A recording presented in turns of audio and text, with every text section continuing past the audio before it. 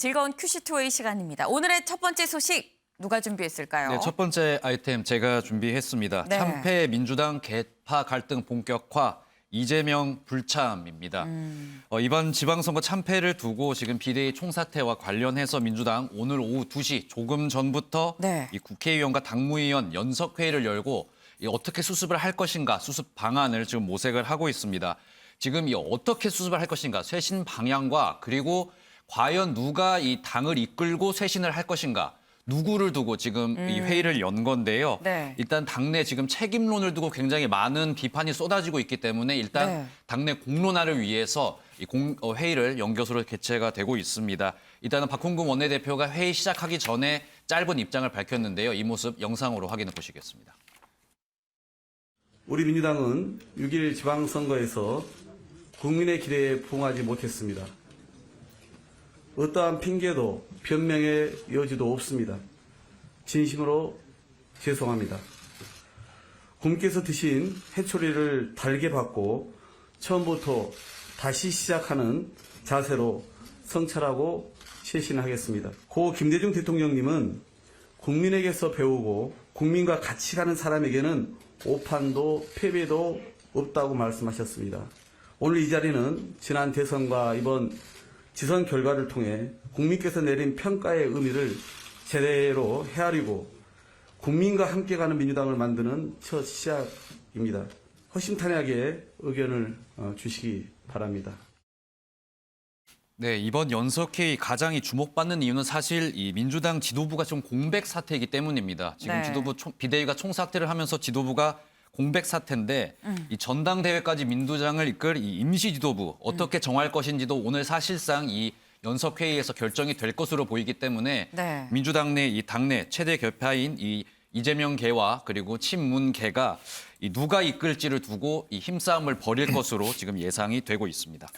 근데 사실 이 지방선거가 끝난 뒤에 이 민주당 내부에서 나왔던 얘기 중에 하나가 이재명 의원에 대한 어떤 총괄선대위원장이었기 때문에 여기에 대한 또 책임론이 있었는데 이재명 의원은 오늘 연석회의 참석했습니까?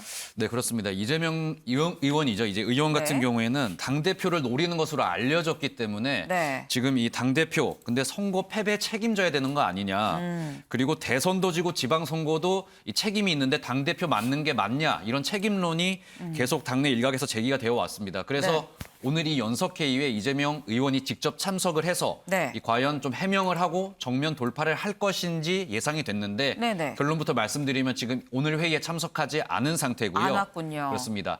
다만 지금 이 이재명 개 의원들이 네. 이 회의에 참석을 한 상태이기 때문에 아마 이재명 의원을 대신해서 아마 이제 좀 대변을 하지 않을까 예상이 되고 있습니다. 네, 좋습니다. 지금 연석회의가 오후 2시부터 열렸었기 때문에 지금 한 1시간 반 정도 지금 진행이 됐을 것 같은데 이 연석회의에서 지금 뭐가 논의되고 있는 거예요? 네, 그렇습니다. 지금 일단은 진행 중이고 앞서 보신 이 모두 발언 외에는 비공개로 지금 회의가 진행이 되고 있습니다. 네. 아마 전반적인 내용에 대해서 다양한 이야기가 쏟아질 것으로 예상이 되고 있는데 네. 일단 연석회의가 열리기 전에 이 먼저 오전에 이 4선 이상 중진들이 모인 이 중진회의가 먼저 진행이 됐습니다. 네. 이 자리에서 나온 내용을 보고 좀 어떤 얘기가 진행이 될지 좀 예상을 해볼 수 있을 것 같은데요. 네. 일단 이 홍준표 의원 같은 경우에는 홍영표 의원 같은 네. 경우에는요. 죄송합니다.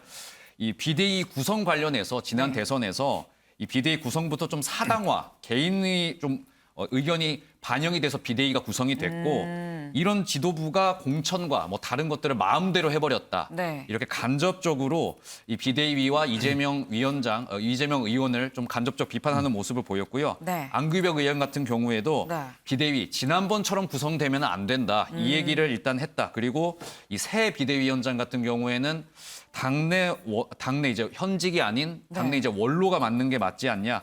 이 두 의원 다 이제 간접적으로 이재명 의원을 조금 네. 비판하는 듯한 목소리를 낸 상황입니다.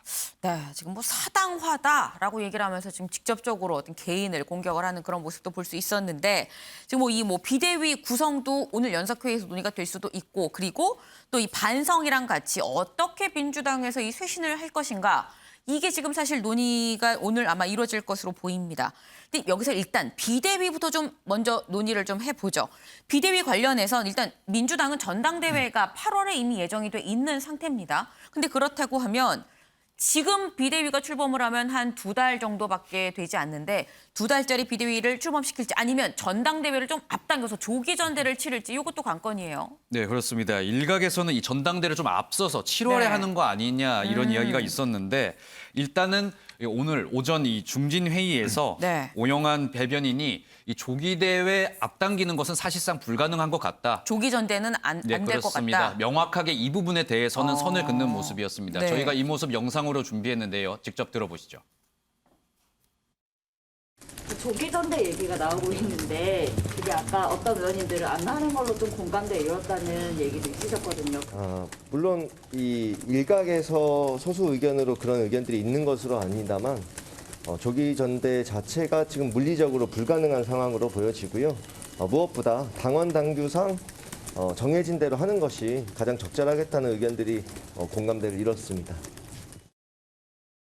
네, 지금 이 오영환 대변인이 하는 얘기를 좀 듣고 왔습니다. 근데 뭐 비대위 출범도 관건은 관건입니다. 그런데 이 많은 민주당 의원들이 얘기하기를 비대위 출범도 출범이지만 이것보다 더 중요한 건 근본적인 쇄신이 아니겠느냐라고 지금 얘기를 하고 있거든요.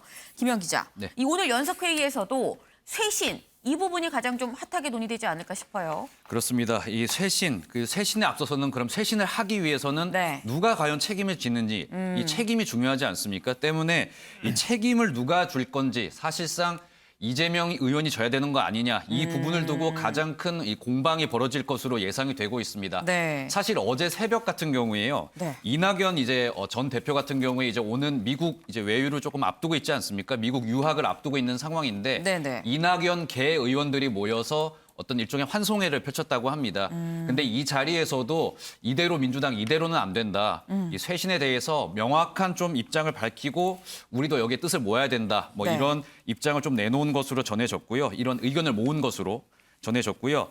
특히 오늘 오후 1시 30분쯤에 네. 그 민주당 한 2시간 전이네요. 그렇습니다. 민주당 내에서 가장 활발하게 이재명 의원을 좀 저격을 했었던 네. 이원욱 전략공천위원장이 조금 기자회견을 가졌습니다. 네. 이 부분을 두고 저희는 이제 이재명 의원을 좀 직접적으로 공격하지 않을까 예상을 했었는데요. 네. 과연 어떤 내용의 기자회견이었는지 직접 들어보시겠습니다.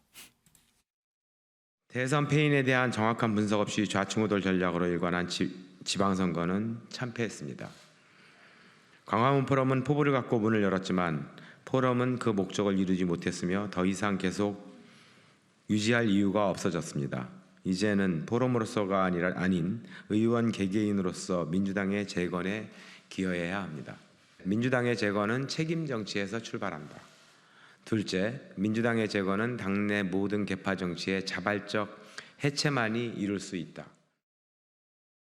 네, 사실 좀 직관적인 비판이 나올 것으로 예상이 됐었는데 사실 네. 그것보다는 수위가 조금 낮게 이제 개파 싸움은 우리 하지 말자. 네. 약간 좀 추스르는 듯한 모습을 보여줬습니다. 이 앞서 말씀드린 이낙연 계 의원들도 마찬가지였고 네. 특히 이낙연 계에서 이병훈 의원 같은 경우에는 좀 더 공개적으로 다시 한번 이 당내 개파 싸움 이제는 좀 중지를 하자 이런 내용을 이런 내용의 의견을 내놓은 상황입니다. 하지만 네. 사실상 이런 의견조차도 지금 이재명 계를 향해서 이제 우리 개파 싸움 그만하자. 네. 대신 너희도 이제 그만해라. 약간의 일종의 좀 압박으로 해석이 되는 부분이 있거든요. 네. 그리고 이에 앞서서 특히 어제 같은 경우에는 네. 이 홍영표 의원 사욕과 선동으로 단을 이제 사당화했던 사당화. 그런 체계였다. 그렇기 때문에 또 참담한 패배로 이어졌다. 좀 직접적으로 비판을 했고 네. 특히 뭐 친문계로 알려진 이 고민정 의원 같은 경우에는 더욱더 직접적으로 비판하는 목소리를 내놨습니다. 고민정 의원 목소리 직접 들어보겠습니다.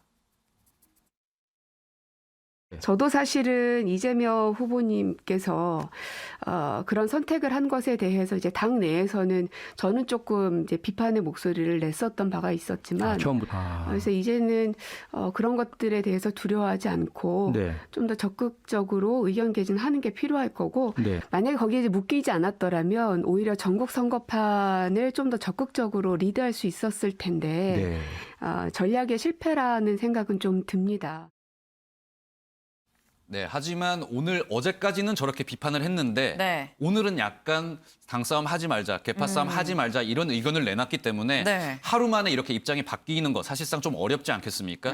때문에 친문 개선, 친 이재명계 네. 정성호 의원 같은 경우에는 네. 당 개혁하고 이끌 사람은 이재명밖에 없지 않겠냐. 어제 같은 경우에는 양측이 좀 대립하는 입장을 정확하게 내놓는 상황이었습니다. 네, 지금 이 김혜원 기자 얘기를 들어보면은 뭐 이른바 이 언론에서 얘기하기를 이낙연계도 해체를 하는 이런 모습이고 정세균계도 이런 뭐 친목 모임 이런 걸 좀 해체를 하는 그런 모습입니다. 이제 개파 싸움 같은 거 하지 말자. 우리가 개파가 어딨냐? 하나가 다 우리가 다 원팀이지라는 뭐 이런 지금 분위기가 조성이 되고 있는 건데 하지만 지금 뭐 이미 대선을 치르면서 친명계라고 얘기를 하죠. 이재명 의원의 이 측근 그룹이 분명하게 형성이 된 그런 상황입니다.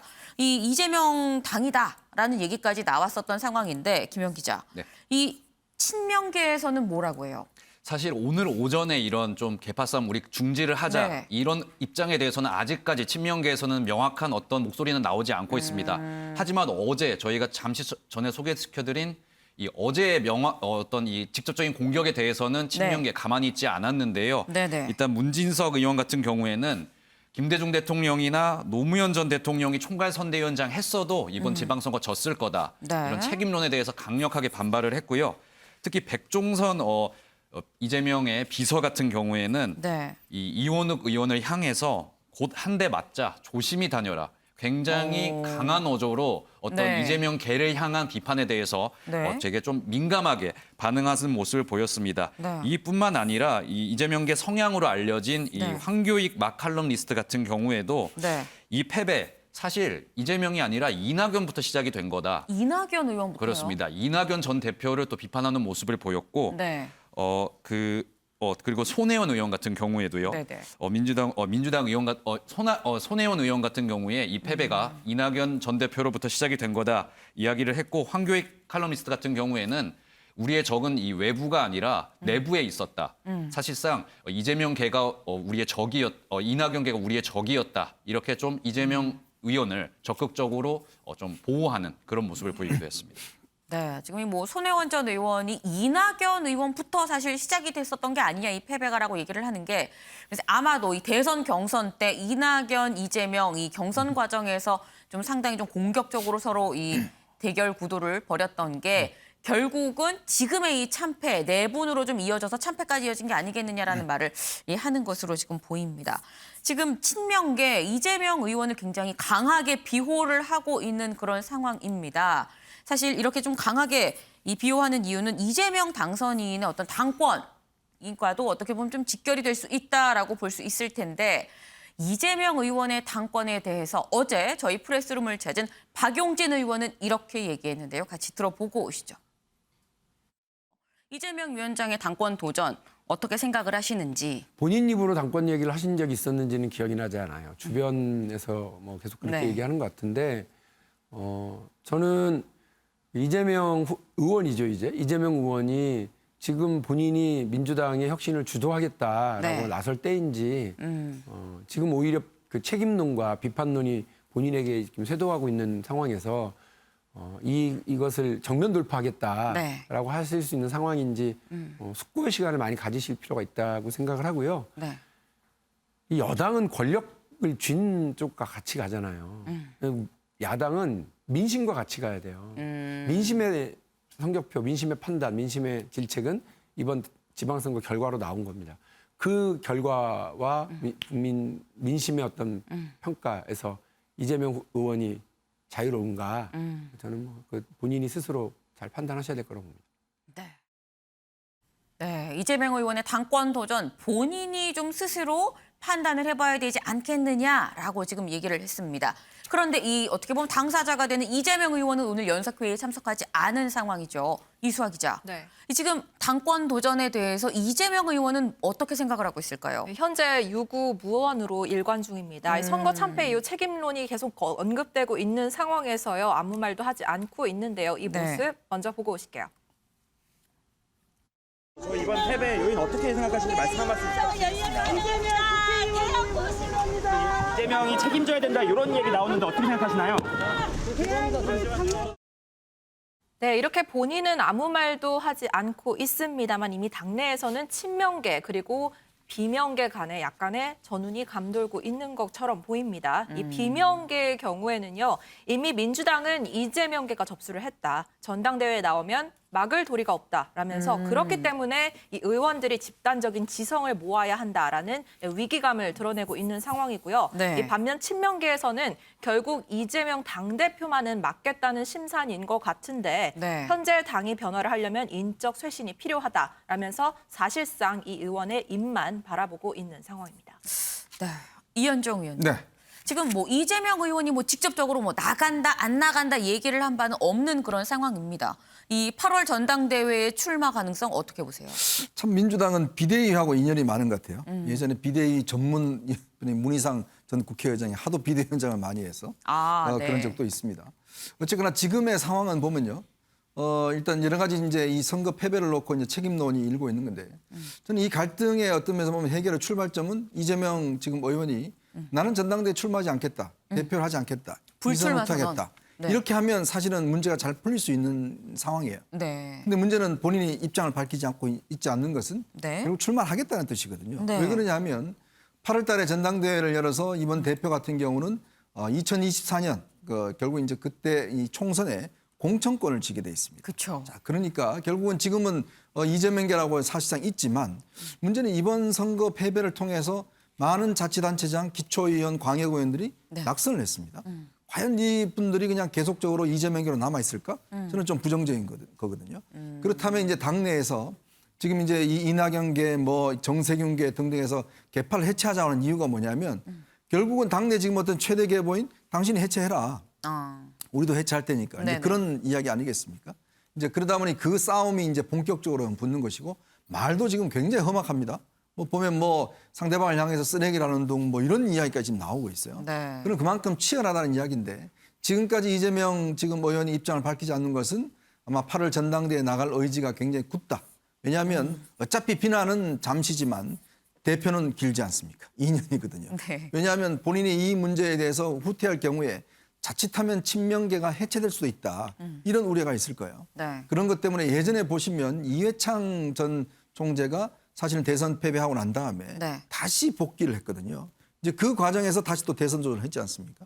지금 자칫하면 뒤로 물러서면 결국은 본인의 자리가 없어진다는 판단을 할 겁니다. 네. 그러니까 여러 가지 어떤 당내 책임론이 있지만 저는 결국 나오리라 생각이 들고 또 지금 뭐 책임론과 관련해서도 지금 정성호 의원 같은 경우는 아주 이재명 의원의 핵심 측근이죠.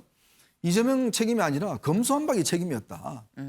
이렇게 이야기를 하고 있어요. 결국 또 모두의 책임이다. 한 사람의 책임이 아니다. 그러니까 책임 자체를 분산시켜버리는 거죠.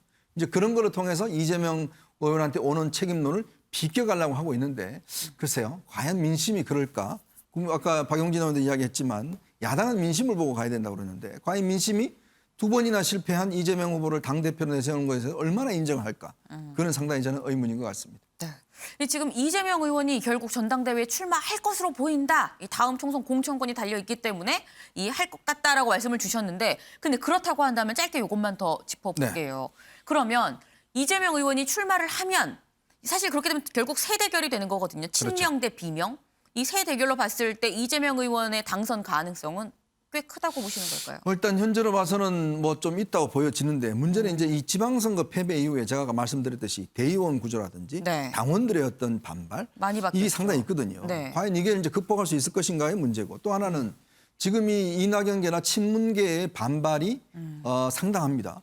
그럴 경우에 자칫하면 당이 어떤 면에서는 좀 분열될 수도 있는 저는 가능성도 충분히 있다. 왜냐 어쩌면 지금의 당권을 놓칠 경우에 다음 총선 공천을 기약할 수 없거든요. 그러면 현재 어떤 당원들의 민심을 받아서 네. 당이 정말 근본적으로 쇄신돼야 된다라는 것들을 전면에 내세우면서 뭔가 치열한 어떤 당내의 다툼을 벌이는 그런 양상까지도 저는 충분히 가능하다 이렇게 보고 있습니다. 지금 이재명 의원이 이 전당대회 출마는 할 것 같은데 나온다고 해서 무조건 당선된다고 또 볼 수만은 없을 것 같다라는 말씀을 주셨습니다. 네, 지금 지방선거 때 뭐 유독 이 이재명 이 당시 총괄선대위원장을 집중적으로 전담 마크 공격한 사람이 있죠. 바로 국민의힘의 이준석 대표인데 이수아 기자. 네. 그 지방선거 끝났는데 끝났는데도 공격은 계속 이어지고 있어요. 네, 공격의 고삐를 늦추지 않고 있는 모습입니다. 네. 이준석 대표 이 당권 도전 관련 질문에 대해서 이재명이 만약에 내가 이재명이라면 낮은 자세로 좀 가면서 나중에 계기가 있을 때 도전할 것 같다라고 말을 했고요. 네. 그리고 당권에 진짜 도전할 것 같으냐라는 질문에는요. 네. 이번에 당권 도전을 좀 해달라. 재밌을 것 같다라고 덧붙였습니다. 요즘 말로 팝콘 각이라고 하죠. 정말 네. 보면 재밌을 것 같다라고 얘기하면서 약간은 조롱하는 취지가 담긴 것이 아닌가라는 해석이 있었고요. 네. 사실 이 대표 지방선거 당일에도요. 이재명 의원을 조롱했다는 논란이 있었습니다. 내용을 보시면은 일부 매체에서 이준석 당대표가 이 출구조사 발표 후 환호하던 와중에 이 민주당 상황실 중계 화면이 나오니까 여기에 대해서 이재명 의원의 표정을 보라 라면서 한박 웃음을 지었다는 보도가 나온 건데요. 네. 이 여기에 대해서 이 대표는 어이가 없는 정도가 아니라 이제 네. 아무 말이나 만들어내는 상황까지 온 것 같다라면서 기자들 자리에서는 자신의 마스크 뒤 입모양도 보이는 건가라고 반박하기도 했습니다. 네, 지금 이 선거, 지방선거의 이 승패를 놓고 굉장히 지금 이 양쪽이 좀 민감해져 있는 상황에서 지금 뭐 이재명 봐라라고 약간 놀린 거 아니냐라는 이런 어떤 의심, 의혹, 눈초리까지 있다는 이 이수아 기자의 얘기였습니다. 지금 뭐 민주당 굉장히 지금 분위기가 좋지 않은 상황입니다. 아까 뭐 전운이라고 얘기를 했었는데 윤경호 위원님, 지금 민주당 쇄신이 굉장히 지금 중요한 시점이다라고 생각이 드는 게 특히 이번 지방선거에서 그냥 뭐 17개 단체장 말고 안으로 좀 깊숙이 들어가 보면 호남, 사실 여기는 텃밭이라고 얘기를 하잖아요. 민주당의 텃밭인데 호남 민심이 또 심상치가 않습니다. 투표율 가지고 그렇게 얘기하는 분석이 있죠. 네. 특히 광주의 투표율이 37%대였어요. 근데 저는 그거에 대해서 약간 좀 양쪽을 같이 봐야 된다라는 네. 생각이 듭니다. 광주가 37%인 반면에 전남은 아까 찾아보니까 58%. 네네. 그러니까 광역 기준으로 따지면 가장 높아요. 평균은 전국이 50.9%였죠. 51%. 네. 뭐 전라북도도 평균보다 조금 아래인 48%. 네. 그러니까 투표율만 가지고 광주의 민심이 민주당에 대해서 네. 뭐 침묵의 회초리 뭐 이런 얘기를 쓰는데 네. 과연 그럴까? 조금 더 분석을 해보면 광주는 너무나 뻔한 게임이었잖아요. 너무나 뻔한 승부가 예상됐던 거 아니었습니까? 그래서 안 갈 수도 있다. 그래서 아예 투표를 안 했죠. 비슷하게 대구도 마찬가지였어요. 낮았어요. 예, 광역단체로 보면 대구가 43.2%밖에 안 됐거든요. 네. 그러니까 이 두 지역은 광역 선거 기준으로 하면 별로 재미가 없었죠. 네. 그리고 구청장도 아마 비슷한 양상이었을 거예요. 반면에 전남은 왜 높았느냐? 민주당의 텃밭인데 네. 민주당 내 경선을 도전을 했다가 탈락한 분들이 무소속으로 대거 출마를 했단 말이죠. 그러니까 기초단체의 굉장히 뜨거운 경쟁 때문에 전남은 그렇게 투표율이 높았어요. 네. 자, 나타난 숫자만으로의 분석은 이렇게 양면이 분명히 있습니다. 그러나 대세는, 민심은 네. 이번에 민주당에 대해서 호남 지역과 제주는 여전히 박수를 보냈느냐? 그건 아니죠. 단체장을, 광역단체장을 민주당 쪽 사람들을 뽑아줬긴 했지만 네. 그러나 민주당이 이번에 보인 여러 행태에서 인물에 대해서 정말 실망했다라는 거고 정책에 대해서도 이거 믿을 수 없다 이렇게 유권자들은 평가한 거 아니에요? 그러니까 아까 당내 내분, 뭐 내홍 여러 가지 얘기를 합니다만 네. 민주당이 해야 할 일은 뭐겠습니까? 결국은 사람을 바꿔야 되는 거고 그리고 정책을 유권자들이 원하는 방향대로 바꿔주는 이 두 가지가 할 일이지 네. 비대위를 누가 맡느냐 다음 당권을 누가 장악하느냐 그렇게 한다고 유권자들이 민주당에게 다시 표를 줄까요? 저는 그렇게 큰 그림을 그리면서 바꾸지 않는 한 아마 소용이 없을 거다. 그런 점에서 앵커가 처음에 끄집어내신 얘기 지적처럼 37%의 투표율 숫자 그건 의미는 분명히 있긴 있을 겁니다. 네. 지금 결국 저희 윤 의원님의 말씀은 사실 어제 박용진 의원님이 나와서 한 얘기, 야당은 민심을 보고 가야 된다, 뭐 국민의 목소리를 최우선으로 들어야 된다라는 말과 결국 일맥상통하는 거 아닌가라는 생각을 좀 해봅니다.